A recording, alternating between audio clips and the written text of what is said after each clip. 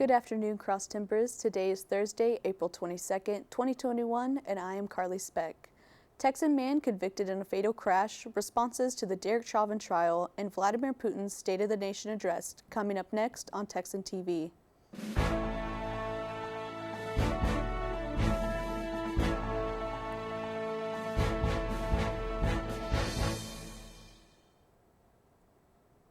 In campus news, the No Hate in My School event took place yesterday.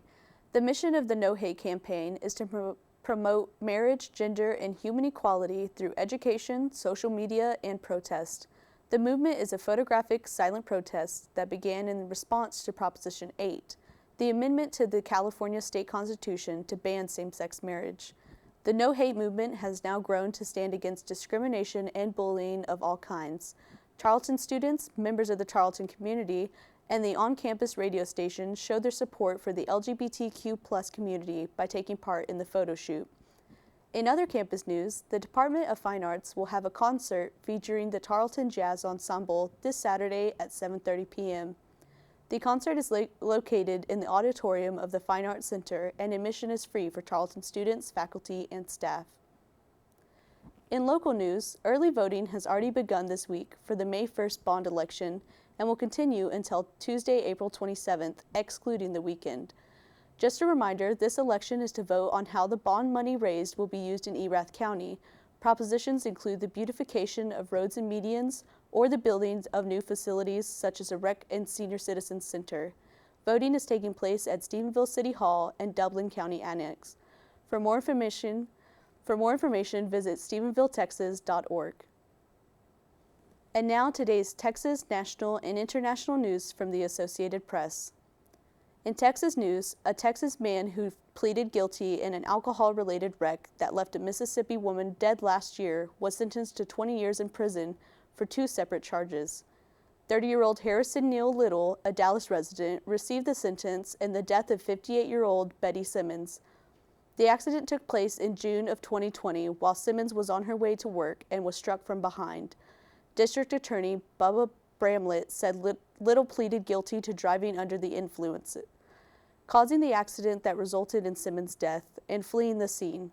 Bramlett said Little has taken full responsibility for his actions and has apologized to Simmons' family. In national news, on Tuesday, former police officer Derek Chauvin was convicted of killing George Floyd. Following shortly after, police chiefs across the U.S. began to speak up and not to defend the police. In fact, New Orleans Police Superintendent Sean Ferguson stated that Chauvin being convicted shows that police officers are not above the law. The sheriff in Cincinnati said that it was a necessary step for a country torn apart by police violence. However, both police leaders and activists made it a point to warn that one case does not have the power to end systemic racism or the issue of excessive use of force.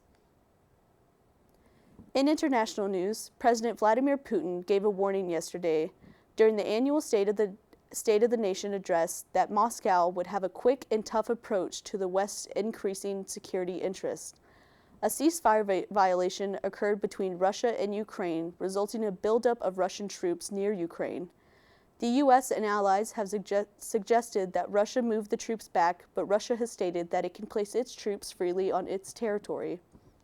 Putin made references in his speech to the more defiant stance the U.S. has taken towards Russia. The U.S. recently put new sanctions on Russia, and Russia increased U.S. embassy requirements. The U.S. ordered 10 Russian diplomats to leave, and Russia retaliated by ordering 10 U.S. diplomats to be expelled. Putin focused most of his speech on actions taken for the coronavirus and economic recovery from the pandemic. For more of today's national and international news, we turn to the AP News Minute. This is AP News Minute. Demonstrations were held outside the Brooklyn Center, Minnesota police station for a fourth straight night following the shooting death of Dante Wright. Kim Potter, a white former police officer, is charged with second-degree manslaughter. The Biden administration is preparing to announce sanctions against Russia. Senior administration officials say they're in response to a massive Russian hacking campaign and election interference. The U.S. Coast Guard says it has covered an area bigger than Rhode Island as as it searches for up to a dozen people missing off the Louisiana coast. At least 6 people were rescued and 1 body found since an offshore oil field vessel capsized during a storm on Tuesday. In California, Governor Gavin Newsom says it's time for all schools in the state to reopen. Newsom says there are no state or health barriers to stop children from going back to class. Mike Hempen, The Associated Press, with AP News Minute. In sports, on Wednesday, the NHL released a statement saying that COVID protocols would not be changed or laxed for players in the league that have been vaccinated. The NFL, NBA, and MLB all have rules stating that once a certain number of players on a team have been vaccinated, the team can have more relaxed COVID protocol. This is due to the fact that all of those leagues are playing in the United States, where people can start getting vaccinated at the age of 16. The NHL has teams playing in Canada where you must be over the age of 40 to be vaccinated.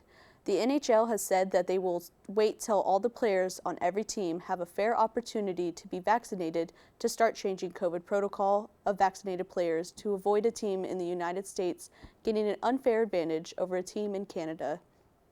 And now for weather, we turn to Gage Leftwich. Thank you, Carley. Today's high is 61 with a low of 54, and there's a high chance of rain this weekend. Back to the news. This has been a production of Texan TV News, a product of the Texan News Service from the Tarleton State University campus in Stephenville, Texas. Watch us live on Apogee Channel 2.1 in the dorms at 12:30 weekdays. If you live off campus, tune in on Northland Cable Channel 9. You can follow the Texan News Service on Facebook and Twitter, and check out our website at www.texannews.net for all of your latest local, state, national, and international news. Today's broadcast was produced by Carissa Cole, Gage Leftwich, and Ashley Cassidy. Have a wonderful day, Texans.